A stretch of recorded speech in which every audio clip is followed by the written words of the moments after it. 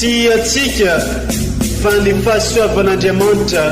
miaraka amintsika. Isika fa ny fahasoavan'Andriamanitra miaraka amintsika noho izy roantsika sandrivaky sy asantsika miaraka aminy. Ny fianakaviana no taniketsa ipoiran'ny vocation. Déploie ton cœur et viens nous sauver. Délivre-nous de nous, délivre-nous de tout. Fa sisika tokoa fa ny fahasoavan'Andriamanitra miaraka amintsika. Sisika fa ny fahasoavan'Andriamanitra miaraka amintsika noho izy roantsika sandrivaky sy asantsika miaraka aminy. Fa olo raika atokotran'isika ao aminy, fianakaviana iray ao aminy, tsy misy hevitrevitra. Ny olo no mampizara indraindray, fa Andriamanitra i Jesoa lay mpiandrony tsara ran'olotra ny aina, olo raika. Ary ao amin'ny fiangonana, ao amin'ny eglizy dia sambatra antsika mahasapa an'izay.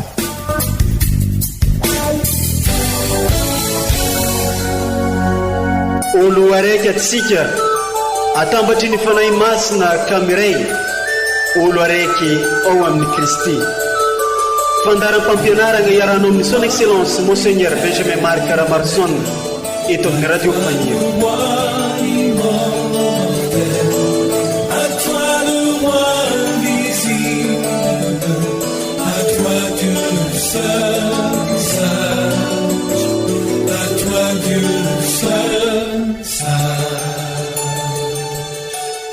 Mbola ankafalena trano no entindray miarahaba antsika jiaby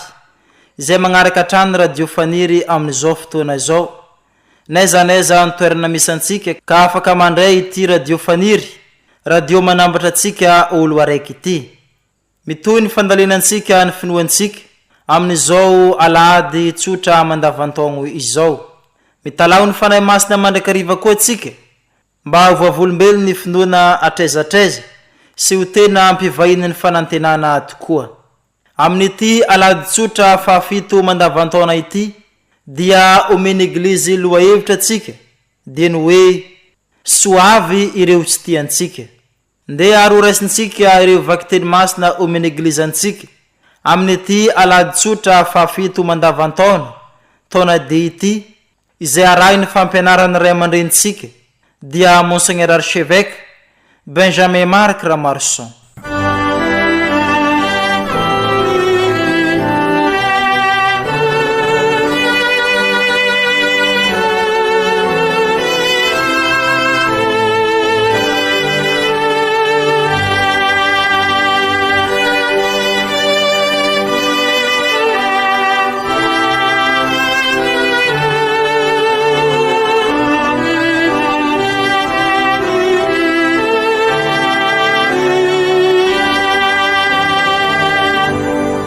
Fankalazana ny tenin'Andriamanitra, vaky teny masina voalohany, boky voalohany Samuela.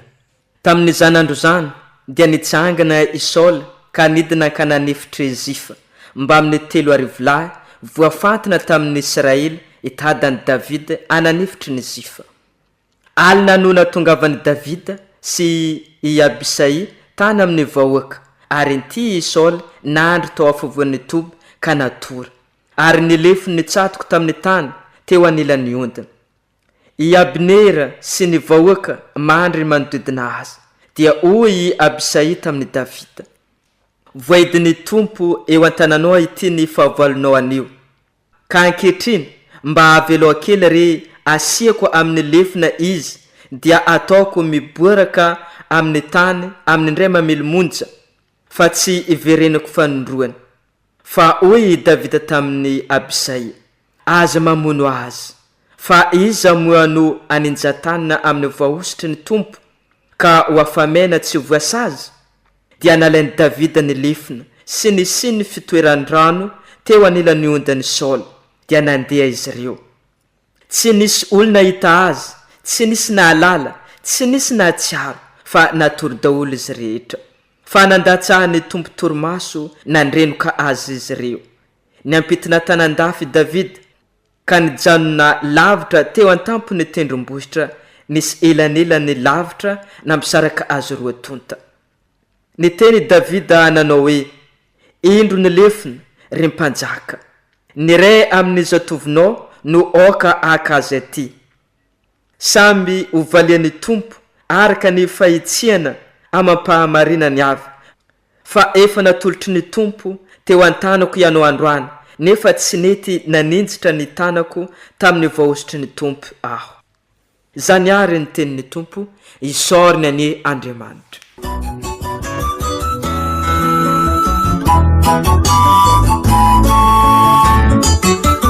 Hakandirai mangurakani sanani wangurani tumpu ni hulumbelunga makamuchasi isi tumpu maalala falina halinachike ewikuka sinusina kachasalu sepangusa indufre Nanguraka sana ni Nuangura ni tumpu Ni hulumbelunga Mata uchasi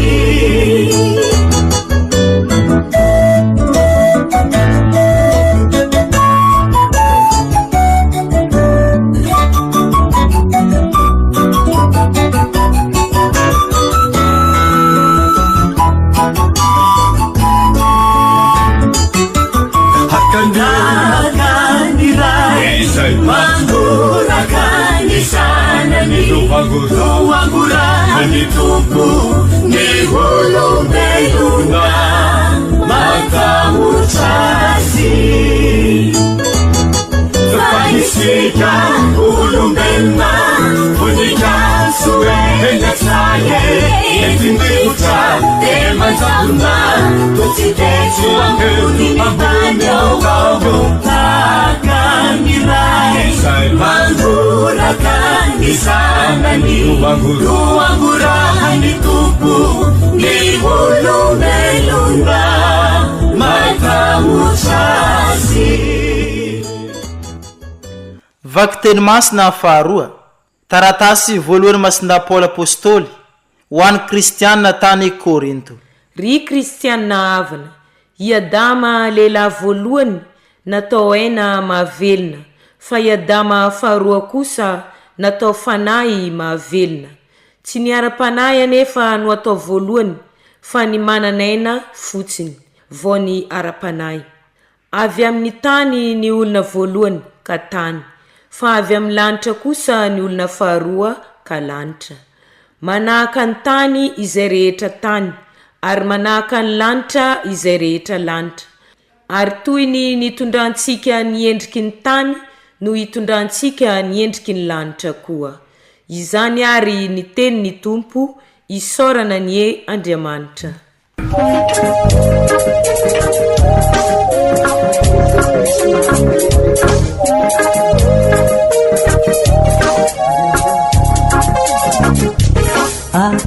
Alleluia masinteni tumpo Alleluia maere Alleluia masinteni tumpo masnye maere Alleluia masinteni tumpo Alleluia Alleluia masinteni tumpo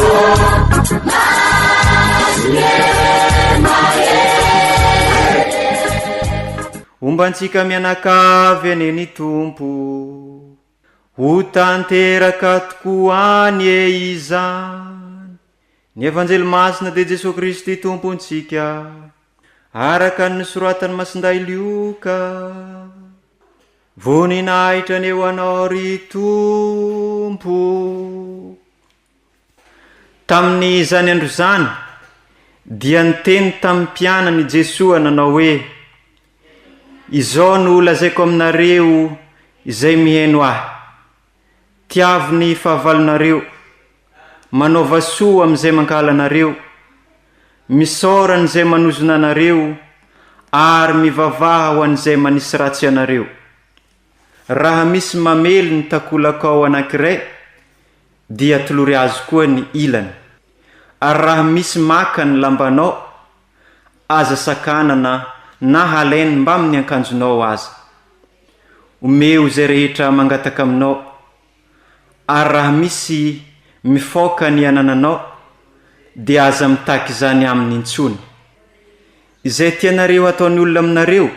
no mba ataova amin'ny olona koa. Raha izay tianareo ihany no tianareo, fankasitrahana inona no tokony ho anareo?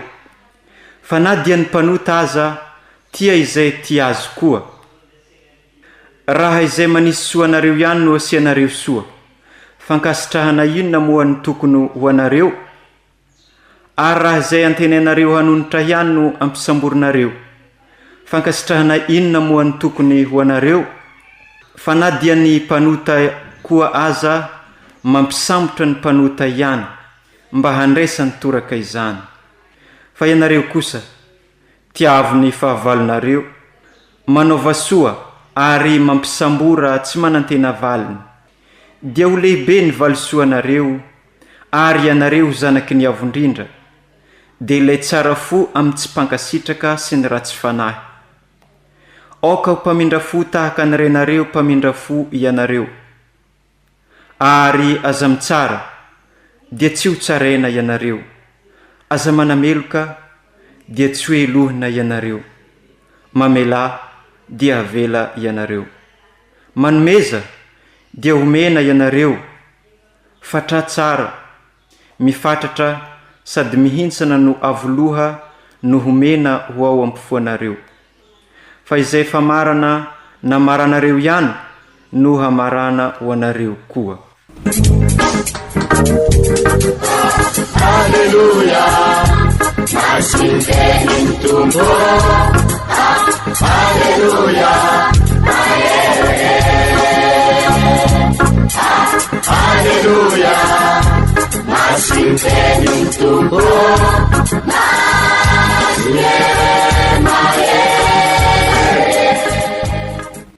Izany ary ny teny ny tompo, deraneo anao ry Kristy.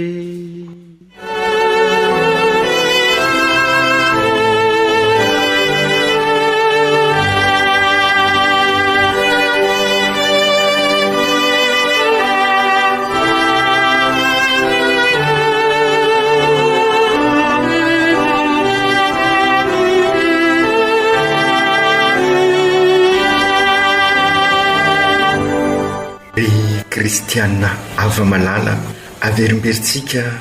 fa izao mandavataona izao dia efa ny fotoana andalinana ny finoana mba ho finoana sy ty ivelany fosiny, efa finoana ivelomana sy finoana izay enti-pahazarana fosiny, fa finoana ahatonga tsika olon-dehibe amin'ny finoana ho isika. Zany hoe ho tompona andraikitra amin'izay finoana izay, ka hanahaka ny Kristy tokoa isika,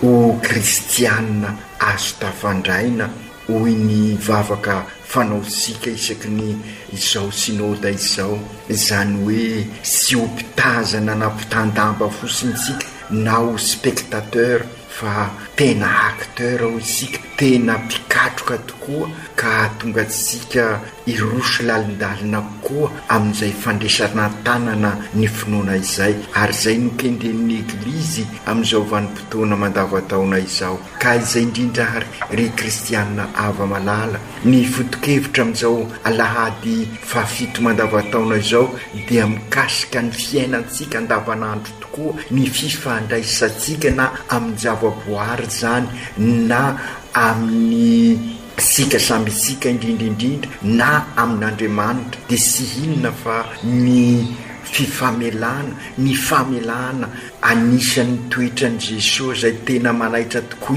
io ka iriny eglizy mba ivelomansika tokoa isika vita batema ziaby. Ny famelan-keloka tokoa dia vokatry ny fiainana miombona tanteraka amin'i Jesosy sy azo sainsaina raha ny fomba fisainan'izao tontolo izao marina efa nisy fiavozana moa zany fa fandrosoana raha tamin'ny fiainana teo aloha dia ny valifaty ny matetika ny mamaritra ny fifandraisana ka izay natonga ny hoe maso efa maso nify efa nify be fa misy fandrosoana izay fa ao amin'i Jesosy mihoatra n'izay kokoa raha tisika hivelona ny tena mahazanak'Andriamanitra araka ny naharian'Andriamanitra sika hatramin'ny voalohany satria noharian'Andriamanitra mitovy endrika amintsika ka fantatra sika fa ny endrik'Andriamanitra dia famelana sy famindrapo ary fitiavana mandrakizay ka izay indrindra no hitasika ao amin'ny Kristy mamindra fo amin'ny namana i Jesosy ka io no lalana sy mainsy izorasika ihany koa ka ny fahezasika ny mamela heloka na mamindra fo amin'ny hafa no mahatonga sika ho kristianina ho tena katolika amin'ny finoana raha tisika verina lahira zay manakohako ao ansaitsika ankehitriny ka ny famelan-keloka dia sy tokony atao fosiny amin'ny namana mahazatra anao fa sy mainsy atao amin'ny olon-drehetra ary izay no mampiavaka an'i Jesosy namela heloka an'izay namono azy izy ary izay le vavaka nataon'i Jesosy teo amin'ny lakroa ka izay indrindra ry kristianina havana no mahatonga ny Papa François milaza fa raha maniry fiadanana sy fandriampahalemana sika zany hoe fifandraisana mirindra eo amin'ny fiainansika dia sy mainsy mamboly famelan-keloka ary famindrapo matoy izy miteny hoe mamboly dia izay midika fa sy mainsy misy ezaka sy mainsy misy famolantena mba hampamokatra azy fantatry ny mpamboly rehetrarehetra izany ary zay ny sy mainsy katroisika raha tea ahita fiadanana sy fandriampahalemana amin'ny fifandraisasika andavanandro isika sy mainsy mamboly famelan-keloka ary famindrapo ary araka lazaisika teo dia ohatra ho asika ny nomen'i Jesosy profo lehibe no nomen'i Jesosy asika teo amin'ny ambonin'ny hazo fizaliana tamin'ny fotoana zay afatesany ka nitodika tany amin'ny ray izy amela ny adison'ireo namansika azy ary tamin'izay koa izy raha tadiditsika sara nampanantena an'ilay zola niarana fasiana taminy ny fiainana mandrakizay i Jesosy na dia afaka namalifaty azy dia tsy nisafidy an'izany satria aneo amintsika ny tena fiainana izy ary ny fiainana dia ny fiainana ao anatin'ny filaminana sy fandriampahalemana sy hoe fandriampahalemana vokatra ny famoretana sy ny fampitahorana sanatria fa anatin'ny fifankatiavana anatin'izay fahamarinana izay ary zay no nampianarin'i Jesosy asika ka ny loharanon'izay araka ny voalaza sika dia ny fiombonam-piainasika amin'i Jesosy ary zay no alalinsika amin'izao mandavataona zao araka ny averisika mba ahatonga ny fiainasika ho kristianina zany hoe fiainana tahaka ny Kristy ho Kristy mpiarabelontsika ary ny tanjon'izao sinoda rahantsika manao izao dia ahatonga antsika iompiainana bebe koa amin'i Jesosy satria sy afaka ifamela heloka sy ifamindra fo tahaka an' jesosy isika raha sy mifototra ao amin'andriamanitra, raha sy mitoky ao amin'andriamanitra. Ka izay indrindra ry kristianina havana ny fotom-pampianaran'ireo tenin'andriamanitra amin'izao alahady fahafito mandavataona izao. Ka raha nivaky teny voalohany ary no bandinitsika dia sara raha diniasika sara ny tantara zay atolotra n'io vaky teny voalohany io, zay sy inona fa ny tantarany Davida ao amin'ny bokin'ny Samuela, zay ahaizasika sara ny tantarany Davida zay fantatra sika fa noho ny fialonana, satria io indrindra ny tena manimba ny fifandraisasika. Zavatra telo isika matetika no averimberitsika no manimba ny fifandraisasika ary manapotika ny fiainatsika andavanandro, manapotika ny fihavanana zay matimatesasika, sy inona fa ny fialonana, ny fitiavatena ary ny sy fahamarinana, ny lainga sy ny fitapitaka. Ka io indrindra no niseho tamin'ny fifandraisan'ny Saoly sy Davida, ny alina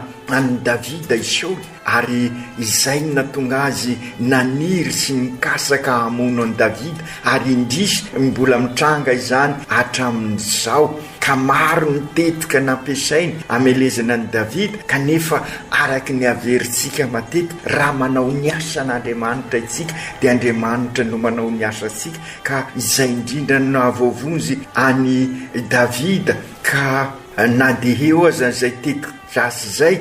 dia afaka niarina mandrakariva i Davida. Ka izay indrindra sy tantara fosiny ho isika io fampianarana amin'ny tenin'Andriamanitra io, fa araka ny voalaza sika teo miatrika izany sika matetika eo anivon'ny fiarahamonina, eo anivon'ny fiainan'ny fianakaviana eglizy kely. Ka izay indrindra no ezahantsika ary fa indrindra amin'izao fotoanan'ny krizy zao hanaovantsika n'izao synode fahafito, fa indrindra zao fijanonana fahatelo izao zay miresaka an'izay fihavanana izay indrindra ilay fihavanana zay naverimberitsika matetika nandritra ny kongresy. Ka sy ho isy izay raha sy misy ny fiovampenitra mahery vaika ho isika. Ka raha maniry tontolo iainana mirindra tsara sika ao anatin'izay fihavanana sady kristianina izay, dia aoka aneo an'izay fifamelana sy ny famindrapo izay sika eo anivon'io tontolo iainana io. Ka hitasika ny vokadrasiny ankehitriny raha sy miseho zay fifamelana zay, zany hoe ametraka tsara ny tontolo iainana amin'ny toerany, satria izay no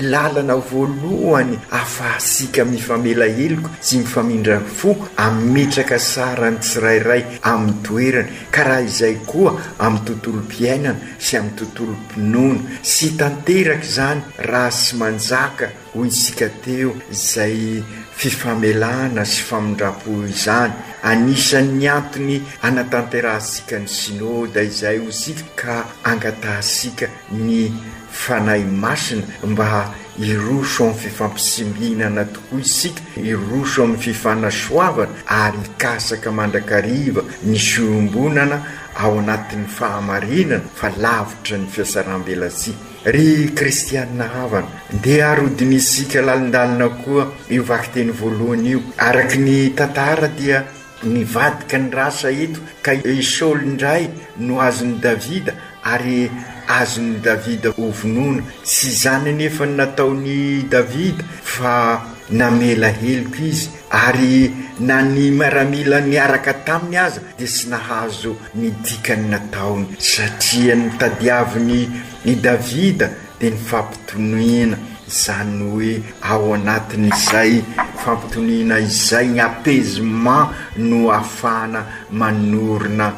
ny fiainana vaovao. Ka izay indrindra raha tia norina fiainam-baovao ary sika, ary zay ny tanjona tiasika ho tratrarina amin'izao synode izao, dia aoka ifamela heloka ary ifamindra fo, ary anatao anatin'ny fahamarinana fa sy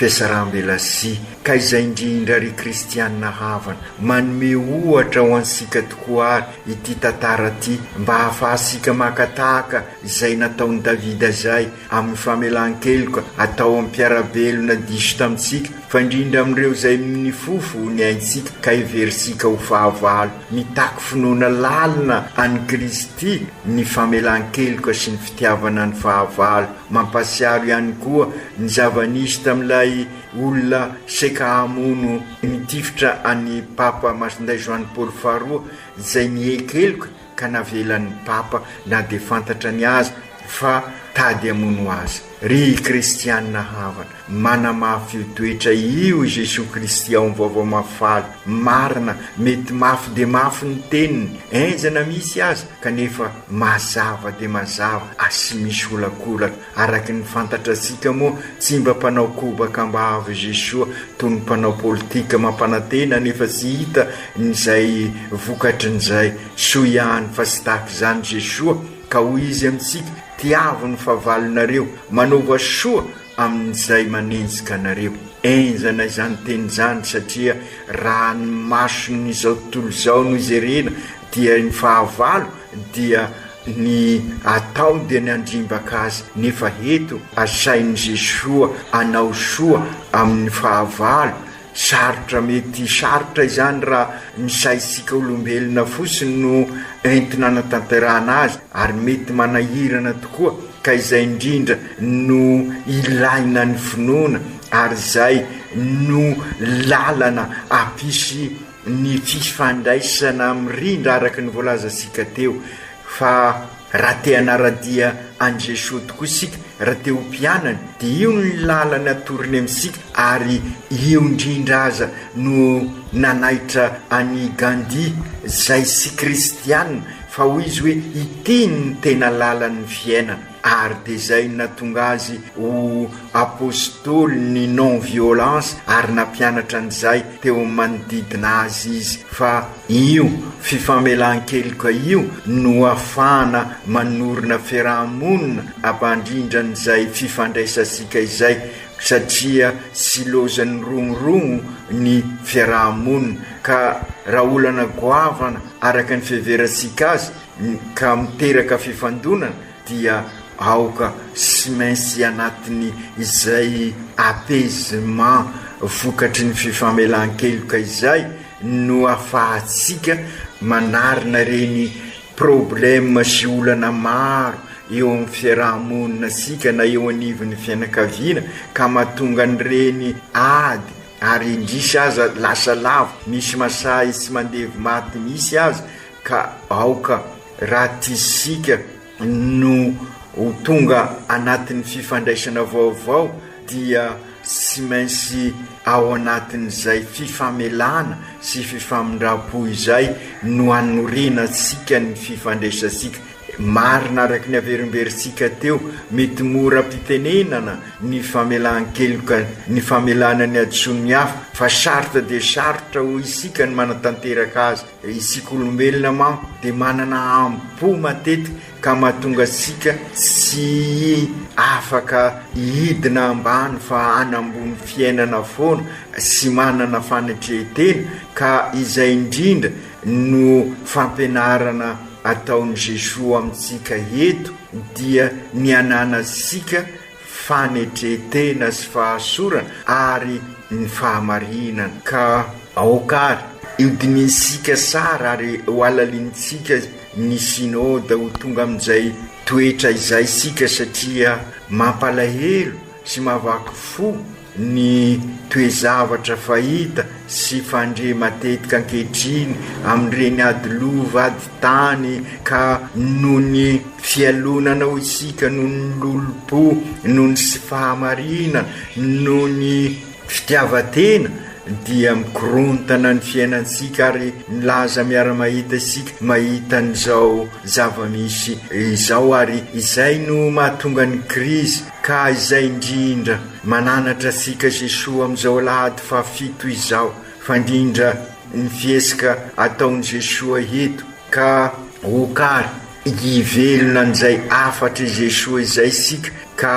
anavao ny fifandraisansika raha amin'ny fiainansika andavanandro raha sy mivelona an'izay isika dia fantatra sika ny vokatra n'izay ka inona ary ny tokony atao sika eo anatrehan'ny ho afatry Jesosy io araka lazaisika teo sarotra tokoa ny manatanteraka azy kanefa sy isika fa ny fahasoavan'Andriamanitra miaraka amintsika izany hoe raha manao ny asan'Andriamanitra isika tadidisika ny zava-nisy tao amin'ny Davida dia Andriamanitra anao ny asa sika ka ny tadiavin'Andriamanitra dia isika ivelona n'izay finoansika zay mba olon-dehibe amin'ny finoana isika ho sika ka amin'izay dia io finoansika io no anentana antsika manana ohatra velona isika dia ireo zokosika amin'ny finoana aisika ny tantaran'ny Victoire Rasomanarivo aisika ny tantaran'ny Ramsey Lucien Boudvachol Sambatra ohatra ho asika ny Victoire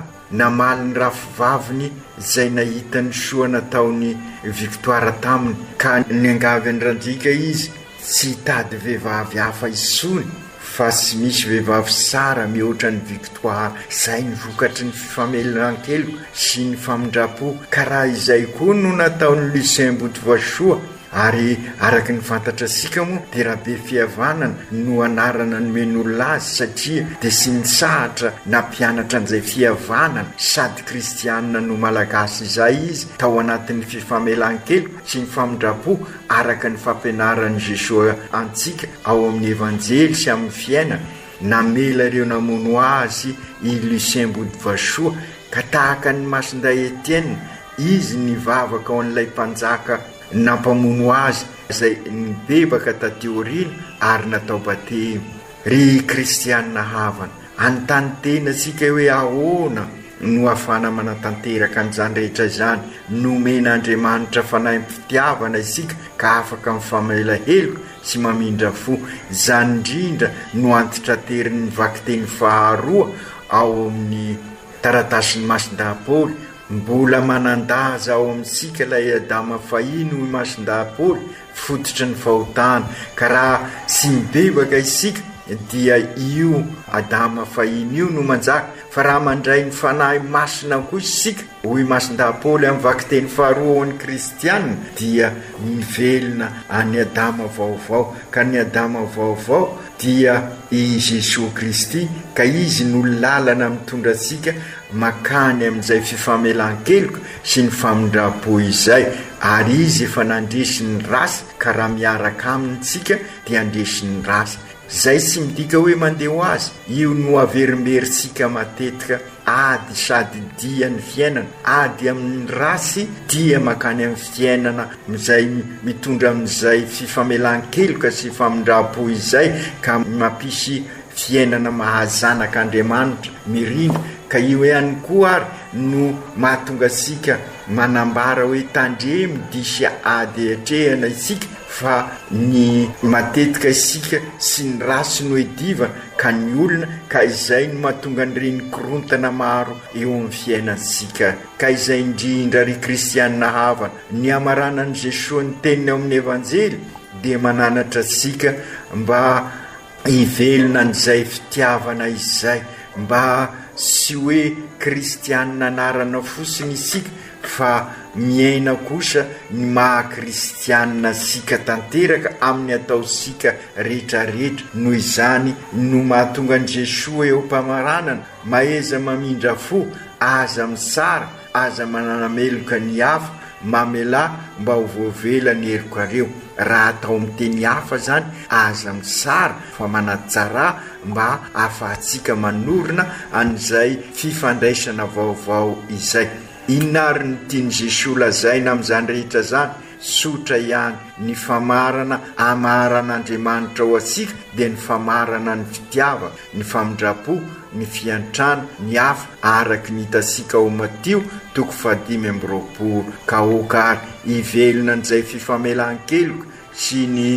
ny famindrapo izay isika afahantsika manorina fiarahamonina anjakan'ny rariny sy nisy ny fanontaniana mipetraka ihany koa raha ny fifamelan-keloka sy ny famindrapo no afantarana fa miompiainana amin'ny Kristy isika dia ahoana ny aezasika mivelona azy amin'ny ataosika andavanandro. Voalazan'ny Kristy mazava fa sy voavela ny eloka nataosika raha sy mamela na adisony nataony hafa tamin'nsikisika. Hoy izy, aoko ho masiny anareo satria masina Andriamanitra rainareo any an-danitra, ary mamindra-fo anareo satria mpamindra fo ny rainareo any an-danitra. Fantatra sika izany lalana mitondra amin'izay famonjena zay, ary manomboka eto tany io famonjena io amin'ny alalan'ny fiarahamonina mirindra araka ny voalaza sika teo. Ka okary sy tokony isalasala isika hitalao amin'ny fanampiana sy ny fankaireza, ary indrindra moa iroso lalindalina koa amin'izao dinika iarahsika manao amin'ny sinôda izao. Eny sarotra ny tenin'ny Kristy teo mitaky finoana ny fanatanterana azy, ka oka ho folakevitra ary sika fa io ny lalana makany amin'ny fiadanana sy ny fandriam-palema, satria ny famelan-keloka sy famindra-po no mampiombona. Koa angata sika mandritra izao Eukaristia izao ny hery sy ny finiavana anatanterahsika an'izay afatra Kristy izay. I Kristy ane ombatsika mandrakariva ka nome asika ny fahendrena, ary ampiezaka sika isanandro mba ezasika hanana fanatrehetena ka ifandefitra ary famela heloka ary famindra-po. Ny fifikirasika amin'ny Kristy ane ho lala-pasoava anova lay fo vato ao anatisika ao, ka anjary fo nofo, fo mitempo fitiavana ary fo anjakan'ny fitiavana anyloaran'ny famelan-keloka sy ny famindra-po ary ny fiantrana ireo diso tamintsika. Engane sy ho hira fosiny na ho fiesika ivelany fosiny reny vavaka ataosika amin'ny fifonana ireny na amin'ny rainay any an-danitra, fa mba ho tena vokatry ny fosika, ary engane mba ampiarisika amin'ny fiainansika eo anivon'ny fianakaviana eglizy kely sy eo anivon'ny ankonana na eo anivon'ny fikambanana, ka ho tena ho vavolombelon'ny Kristy tokoa isika. Engane isika sy ho mpitondra ny anarana fosiny fa olona tena mirosaka iainan'ny tenin'ny Kristy sy mpanatanteraka izany na izanaiza misy asika, ary na inona ataosika, ka ho tena ho kristianina marina isika. Ny any teny farany tiako ampitaina amintsika dia ny hoe mahaiza mamela heloka ny namantsika. Eny fa na dia ny fahavalosika azy, fa ny fahaizana mamela heloka sy mifamela heloka ny lalana nanosika ny mampianatra Kristy asika. Io ny lalana mitondra amin'ny fiadanana ary amin'ny fandriam-pahalemana, ka tonga sika iroso amin'ny tena fampandrosona ny mahaolona sy ny olona manontolo, ka izay ezasika diniena amin'izao sinôda fafito fijanonana fahatelo izao. Aoka tanteraka izany amin'ny anaran'ny Ray sy ny Zanaka sy ny Fanahy Masina. Amen.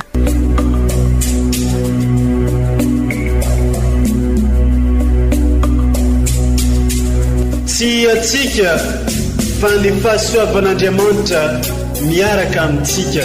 Isika fa ny fahasoavan'Andriamanitra miaraka amintsika no izoatsika isandrivaky, sy asantsika miaraka aminy. Ny fianakaviana no tany-ketsa ipoiran'ny vocation. Déploie ton cœur et viens nous sauver. Délivre-nous de nous, délivre-nous de tout. Fa sisika tokoa fa ny fahasoavan'Andriamanitra miaraka amintsika. Sisika fa ny fahasoavan'Andriamanitra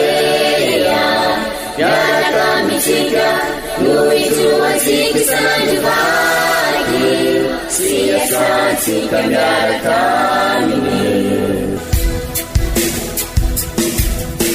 Fa olo raika tokoatra isika ao aminy, fianakaviana iray ao aminy, sy misy hevitrevitra. Ny olo no mampizara indraindray, fa Andriamanitra i Jesoa lay mpiandrony tsara ran'olotra ny aina, olo raika ary ao amin'ny fiangonana ao amin'ny eglizy dia sambatra antsika mahasapa an'izay.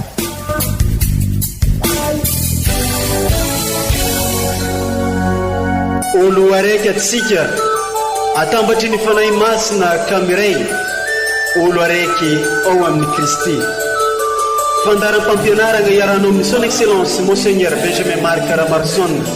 eto amin'ny radio Fania.